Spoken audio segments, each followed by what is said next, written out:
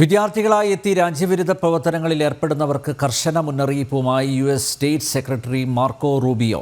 പഠിക്കാനാണ് വിദേശ വിദ്യാർത്ഥികൾ അമേരിക്കയിൽ വരുന്നത്, രാജ്യവിരുദ്ധ പ്രവർത്തനങ്ങൾക്കല്ല എന്ന കാര്യം വിദേശ വിദ്യാർത്ഥികൾ തിരിച്ചറിയണം. അമേരിക്കയിൽ രാജ്യവിരുദ്ധ പ്രവർത്തനം നടത്തിയ 300 വിദ്യാർത്ഥികളുടെ വിസ റദ്ദാക്കി എന്നും അദ്ദേഹം വ്യക്തമാക്കി. വിവിധ രാജ്യങ്ങളിൽ നിന്ന് പഠന വിസയുമായി നിരവധി വിദ്യാർത്ഥികളാണ് യുഎസിലെത്തുന്നത്. അമേരിക്കയിൽ ഇത്തരത്തിലെത്തുന്ന വിദ്യാർത്ഥികൾക്ക് കർശന മുന്നറിയിപ്പാണ് മാർക്കോ റൂബിയോ നൽകിയത്. വിദേശ വിദ്യാർത്ഥികൾ അമേരിക്കയിലെ യൂണിവേഴ്സിറ്റികളിലേക്ക് വരുന്നത് പഠിക്കാനാണ്, കലാപം സൃഷ്ടിക്കാനും ലൈബ്രറികൾ പിടിച്ചടക്കാനും സഹപാഠികളെ ഉപദ്രവിക്കാനുമല്ല എന്നും അദ്ദേഹം വ്യക്തമാക്കി. വിസ റദ്ദാക്കുന്ന നടപടികൾ ഈ വിദ്യാർത്ഥികൾക്കെതിരെ സ്വീകരിക്കുമെന്നും അദ്ദേഹം പറഞ്ഞു. Let me just send this message out.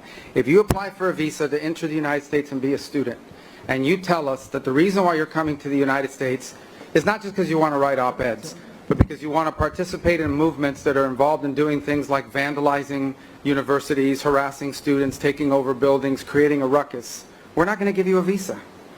If you lie to us and get a visa and then enter the United States and with that visa participate in that sort of activity, we're going to take away your visa. And once you've lost your visa, you're no longer legally in the United States, and we have a right, like every country in the world has a right, to remove you from our country. So it's just that simple.